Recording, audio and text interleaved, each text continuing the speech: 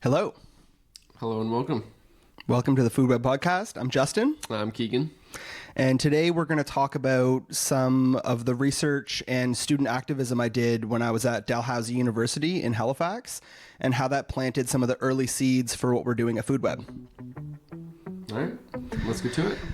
Yeah, so I'm going to take you back to 2018. I had just started my sustainability degree at Dalhousie. And that November, I flew to Montreal for a food systems conference at Concordia University. And while I was there, I got to learn about all these different things that were happening at Concordia. They have a student-run farmers market. They've worked with better contracts with the food service providers to get less corporate food on campus. They have all these initiatives, and they had a website that listed all of the food groups, every single class related to food across the whole university, every single professor who has a key interest in food, and the list went on. They had this comprehensive database. And I was naive. I figured, Dalhousie's a major university in Canada. So I come home from this conference, I fly back to Halifax, and being a foodie, I want to know every single thing related to food happening at my university. There was no list. There was no website. So I was like, okay, this is interesting.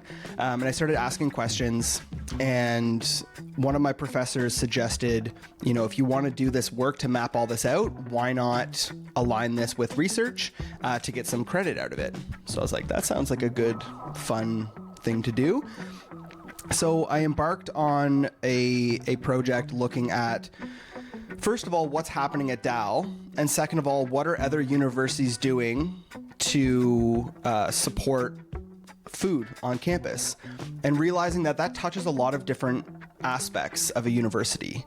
You have everything from classes about food, and then those are broken down into food sciences versus social sciences. And on campus, you have your procurement policies. Where do we order food, and what are the impacts? Are we ordering local food versus imported food? You have student-run activism. Like at Dalhousie, there's the Loaded Ladle. You have a campus farmers market. You have a campus community garden. You have groups related to like nutrition and health promotion.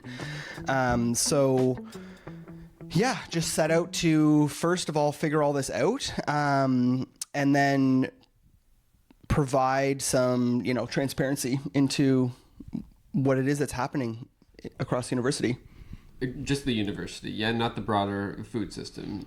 Like focusing down on the scope of the university in the image of Concordia's map, their own food map.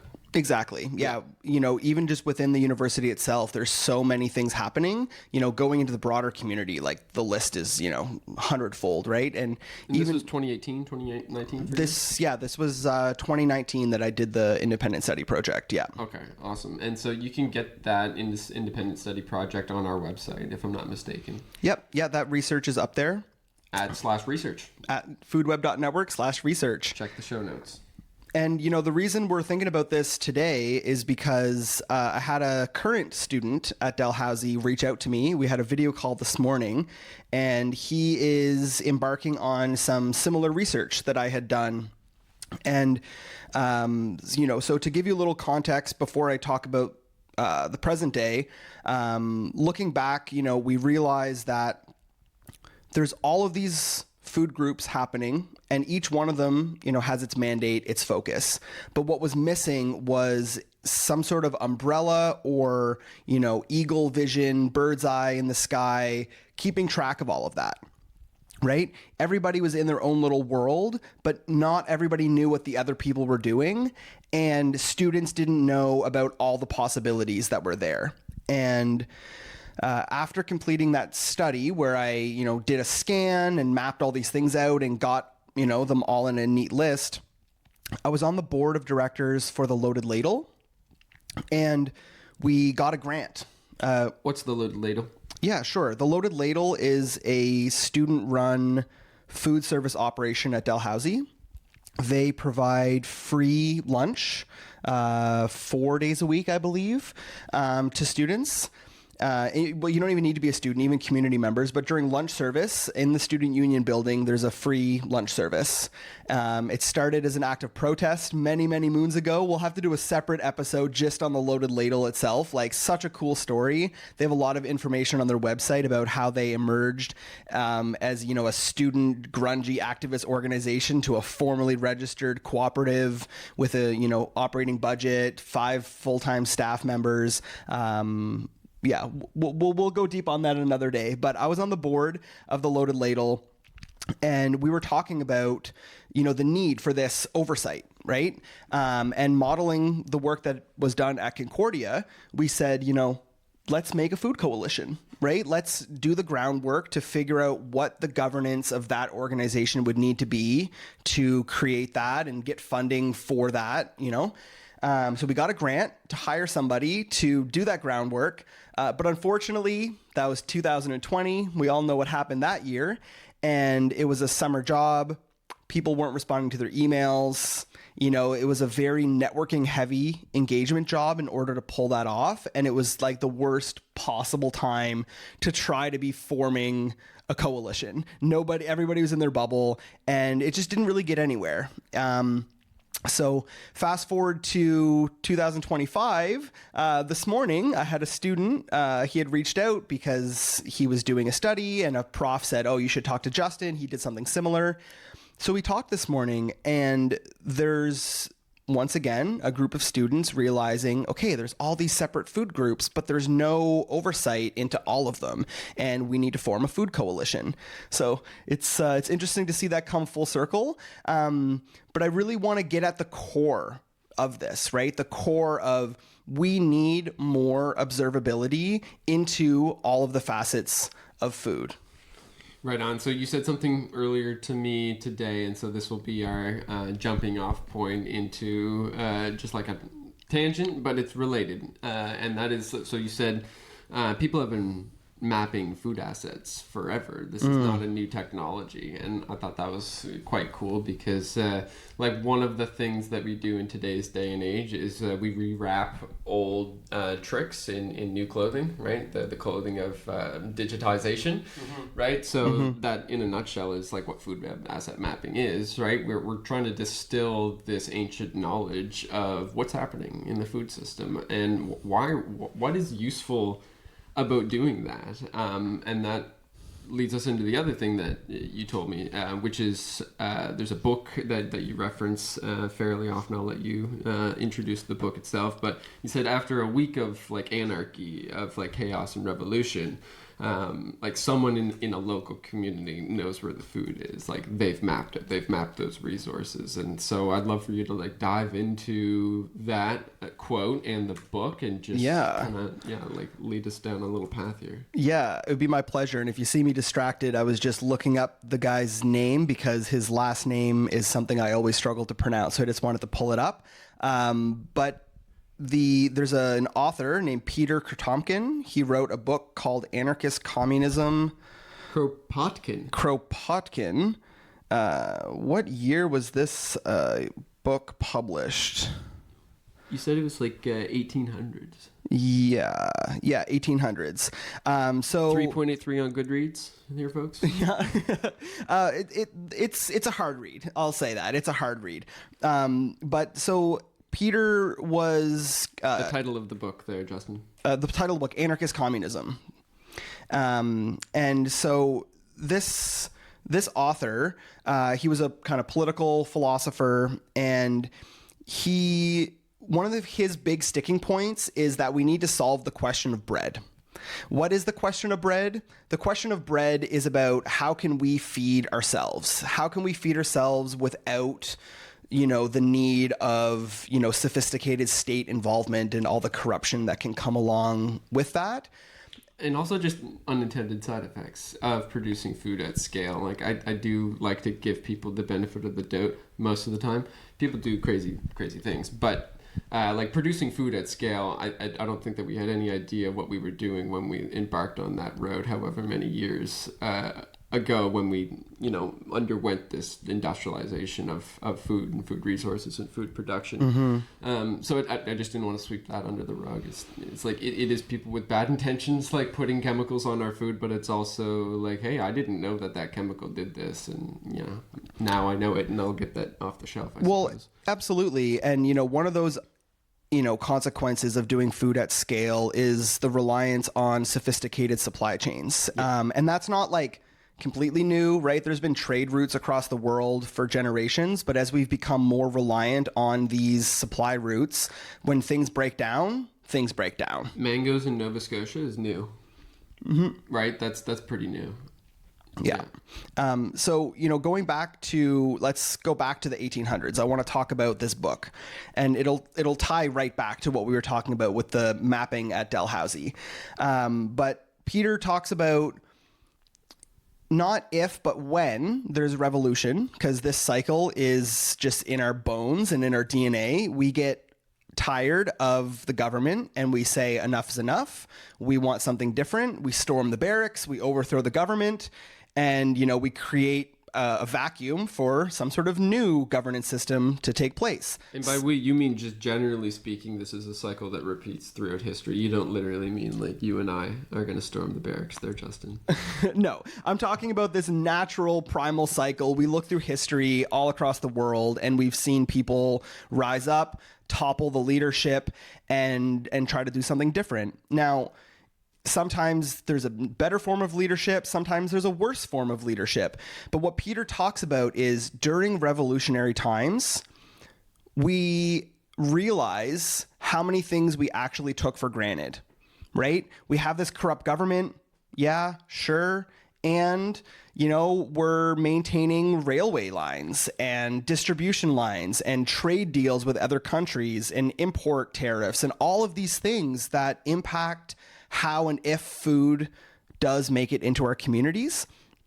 And so Peter's sticking point in his book, Anarchist Communism, there's a whole chapter on food, is he says, before the next revolution, we need to be able to feed ourselves, because a population that can feed itself cannot be controlled. And if we don't, and we, push for a revolution and things collapse and break down, during that breakdown, there's just chaos. People run out of food. We look at the Arab Springs, the revolutions in the early 2000s in the Middle East and in Egypt.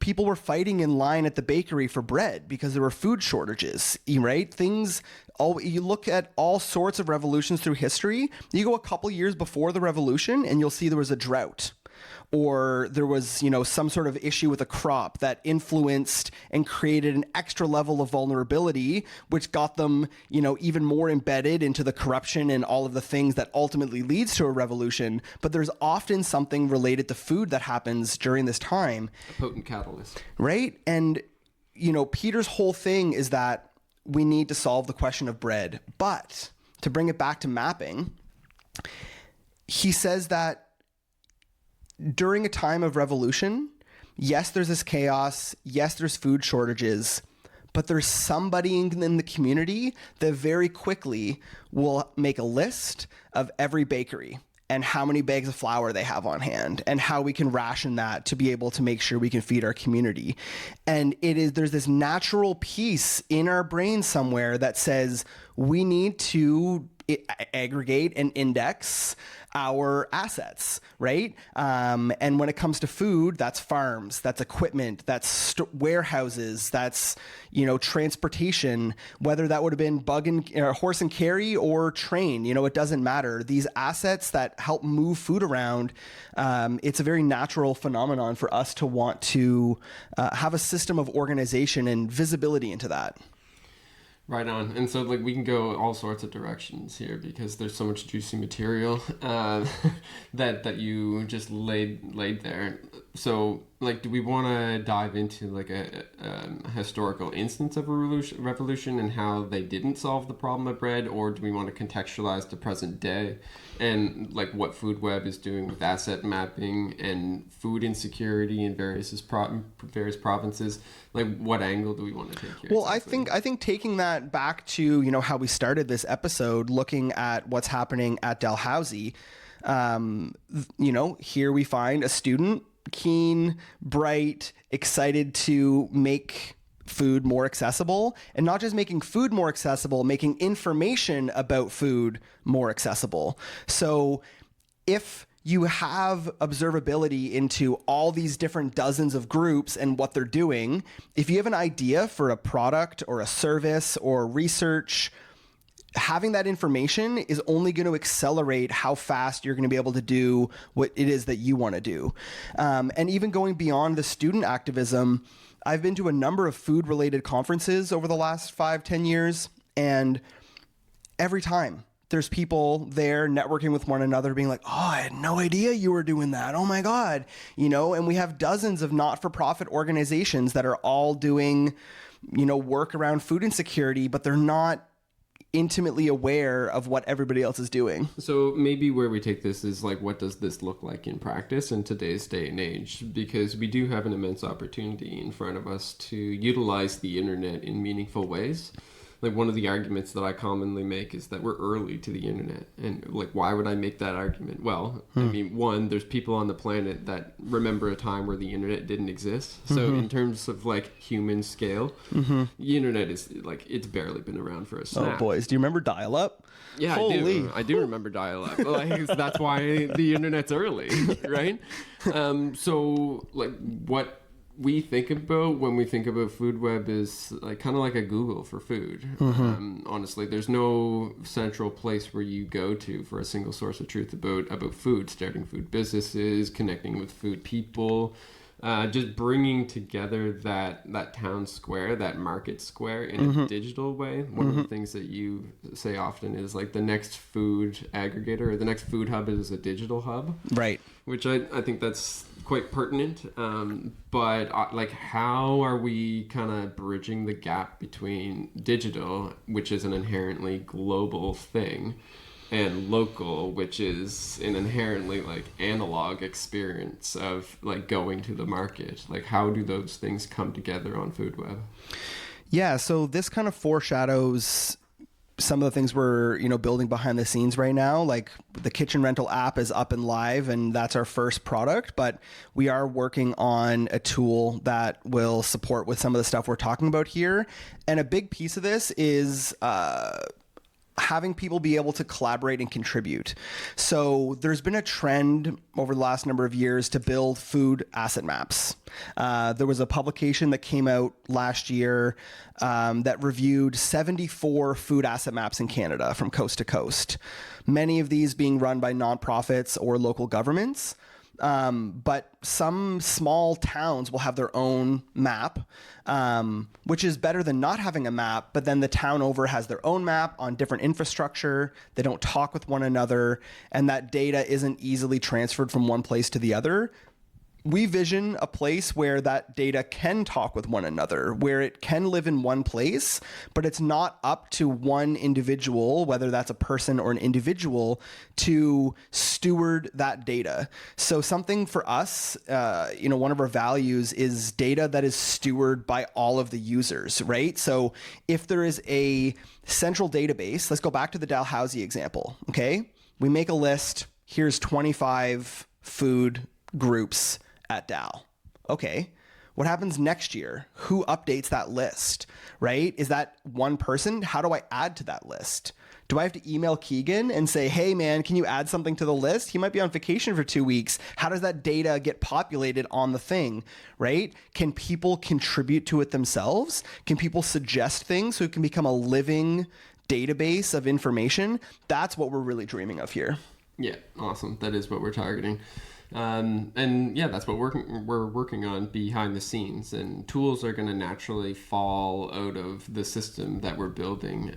It's ambitious in some ways, but like we're here for it, because ultimately the goal is to increase food security and put meals in people's stomachs. So like, back to solving the problem of bread. It's kind of like an ambiguous phrase, but when you extrapolate, like, let's talk about what extrapolation looks like. You kind of touched on it a little bit.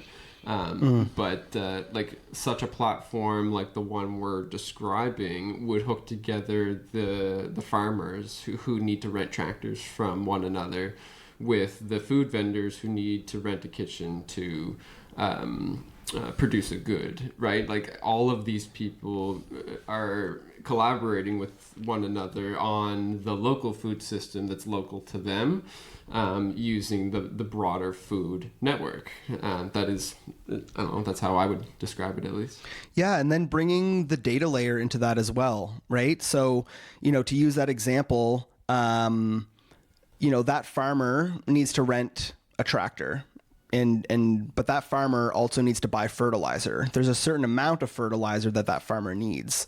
There are people whose job it is to study how many pounds of fertilizer per acre are used, because that data is important to influence, you know, environmental science and research. But currently the data landscape when it comes to food is so fragmented. And part of my master's degree, I did a research project understanding the data landscape around food. And I did some surveys with folks that worked in food, mostly in the academic research and government space. And I kind of asked the question of, do you struggle to find and or maintain data related to your work in food systems? And I know that's a broad question. The answer was yes, all across the board.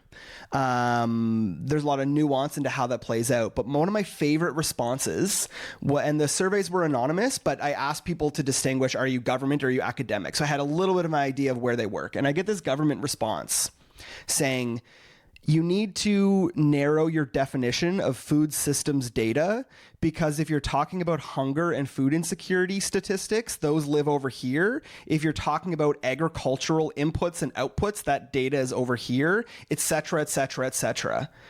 And then I said, no, sir, you actually just validated the hypothesis of my research, because why is that over there and that is over there? Like, somebody could make correlations between those two types of data, right? Knowing the inputs and outputs of a farm correlated with local food insecurity data, those are so related, right? And, you know, it isn't just academics who benefit from this data. It's farmers knowing what each other are up to, right? So you have the business community, you have the policy community, you have the research community, all maintaining their own siloed data sets, and we dream of a world where that can all live in one place in a collaborative fashion, so that way, you know, no student has to wonder what are all of the things happening on my campus, right? And no baker needs to wonder, you know, what is the inventory of flour if the revolution knocks on our door. Epic. So I think one of the questions that naturally falls out of this is, are we pre-revolution? Are we in the middle of the revolution? Did a revolution already happen and we've yet to like write it into history? Or where are we here, Justin? What's happening? Oh boy. Oh my God. I'm gonna, you know, and I think it depends on where you're at in the world. I was just thinking that. You know, yeah. That's going to play out very differently. Okay, so like in Canada, where are we? I think in Canada we're in a bit of a pickle. Okay, so let's also just like stay pretty data focused here for a moment. Yeah, I got some data points. I got some data points. Yeah. So, you know, my awareness of food policy is very Atlantic Canada focused. It's where I've spent most of my time, done a lot of research on Nova Scotian food systems. But some information was just published. The average age of a farmer in Canada is 59 years old. So I'm kind of deviating away from talking about revolution and more talking about the fragility of the food system. So if revolution did come, right, back to our boy Peter and the anarchist communism, if tomorrow, like, shut down, we're vulnerable, right? Well, what you said earlier is also there's a catalyst that's required usually for a revolution. You know, that could be a war, it could be a lot of things. A lot of the time it's related to food though. So just that stat alone is enough to cause the stat alone is not, however, the trajectory is. Yeah. So the trajectory of the average age of the farmer is going up, which is not at all what we want. It's not at all what we want. It means that like old people who are farming are just continuing to farm, and no new farmers Precisely. are learning to farm and taking over the farm and Precisely. becoming farmers and choosing to be farmers, which is a whole other issue. But the issue is that if we lose farmers, if that trajectory just like continues forever, if the average age becomes 65 and they're all retired, that's really, really quite bad. Well, so based on the farmers that I know, a lot of them are they're older than 65, and they're still farming. Right. So that number can climb to 81. Well, but like the way that averages work, like there boy. has to be big numbers in order for the average to be that big, right? Yeah. So an average age of 59 in farming is just not great, and yeah. Okay. So then, yeah, that's a stat. So what's another stat that decreases our confidence in like, or that makes us think that revolution is nigh? Oh, boys. Yeah, I just think about how many people are struggling to afford food, right? Like revolutions across the world, as I mentioned earlier, have often been preceded by, hyperinflation when it comes to food prices, or just lack of food availability, generally speaking. And it's just absolute bananas how much bananas cost right now, Yeah. And what it costs to fill your pantry of groceries is just, it's really troublesome. And, we need to, but for me, it's important to not only focus on price, but to focus on source, right? Because buying crackers that were made in Mexico, right, is fine if the trucks are going to deliver more crackers to the grocery store tomorrow, right? But a disruption in the supply chain will mean the crackers never reach the shelf at all. Exactly. Yeah. I had a thread that I wanted to hook into because like it's such a juicy thread, but it's escaping me. Well, and I think, we may be fumbling here trying to think about this, but I think what we're getting at here is like, there's actually just some like fear here, like, we're in a pickle, right? The food system has a lot of vulnerability, and that was the thread I wanted to pick up, is I wanted to sow hope back into this conversation somehow. Okay, so here it goes. I was watching our local news in Halifax. It's called CTV, live at 5, and they have good, wholesome news stories sometimes. I gotta hand it to them. So they were interviewing this. It was a new segment on food security. Okay. And this mom was being interviewed, and she said, well, rising costs. We can no longer buy bread from the bakery. We have to make our sourdough from scratch. And I was thinking, it was all framed really negatively, I got to admit. It was like, oh, what a shame. This family has to make her sourdough from scratch now. But at the same time, it's like, well, the video is of the mom and her child with their hands in dough, spending time together making sourdough from scratch. And I can't help but look at that as a good thing through the frame of the entire conversation that we just had. Right. It does mean, like, here's another stat. We used to have more than 20% of our population as farmers. I think if you go back to prehistoric times, that number's closer to 98%. Yeah. Right? Like, now it's 1%. Right. And that's not a good stat. I want to see that number go up. We've hit rock bottom there. Let's climb that number instead. Yeah. And so that news segment was an example of maybe a natural effect of, or like evidence that we've swung too far in like the globalized food supply chain direction. And now the pendulum economically is forcing us to swing back to more local food production. And you can look at that a couple of ways, right? You can look at that as like, oh shoot, I have to grow my own food. Or you could think about it as like, hey, this life that we've all been living is like slightly abnormal to like everything our ancestors have ever lived before, and maybe I'll grow a carrot or two to or like, pay my neighbor down the street who does grow a greenhouse to, grow an extra row of stuff for my family. Like it can be that simple, right? Just go into foodweb.network and find the people that are close to you doing food things. Well, yeah, and I want to talk about the example of, a parent baking bread with their child, and just like frame this in a context, also acknowledging that like time is a resource that some people just don't have. People have to work multiple jobs in order to provide for their family, and the time to be able to do those and stay up to date or stay up with all your chores. Domestic labor is labor, and everything parents are doing to hold it down and just keep the household together. Like, I'm not a parent, but I know you can attest to this as a dad. Making sourdough is hard. You don't really have time for that. Like, I was picking and choosing with that example, but thanks for balancing it out. I think this is where community comes in, right? And like, if you're making bread, making 4 loaves versus 2 loaves isn't that much more work. You're already in there. You're already kneading dough, right? So how does this become back as a central part of our community? And I was at a conference in Halifax hosted by the North End Community Health Center about a year ago. And there was a woman giving a talk. And she, in Halifax, they passed a bylaw that allows you to raise chickens in your backyard for eggs. Great. You can't have roosters because they're loud and obnoxious, but you can have laying hens as long as you follow certain rules, blah, blah, blah.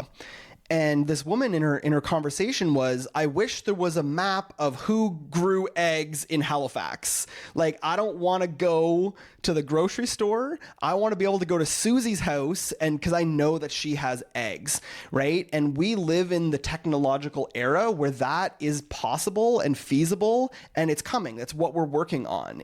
So yes, there's policy, and yes, there's all these organizational things that we're mapping and organizing, but we also want to make it easy for Susie to say, I grow eggs in my backyard, please come and engage with me, because that's how we're going to hold it together. Because not everybody's going to grow eggs, and not everybody's a baker. But could somebody who loves to bake sourdough trade eggs with Susie down the street without needing to go to the grocery store that's connected to the national supply chain? Yeah. And that's kind of the vision. I zoned out a little bit because while you're talking, I had an idea for an app. That is the nature of a lot of our conversations, and then we'll pick up a topic slightly tangential to the thread that you just finished. But I'm also thinking that this might be a good place to stop this one, unless you want to pick up any other threads. So you're just going to say you have an idea for an app and leave everybody listening saying that you're just going to have to find out what that is later? No. I'm going to put down the mic and go build it and then launch it. And then it'll be an app in the food web ecosystem that you can use to enrich your lives with eggs from your local community. Awesome. Sneaky. Well, thanks for listening, folks. And, if you want to collaborate, if you have ideas and visions on how we can all collaborate better, and share resources, share what we're good at. That's what we're here for. So our please reach out. inboxes are open. I'm Keegan at foodweb.network, and Justin is Justin at foodweb.network. Look us up and follow us on Instagram. Reach out on socials. Like Justin said, we're open books, and we're feeding the world. Cool. All right. Thank you.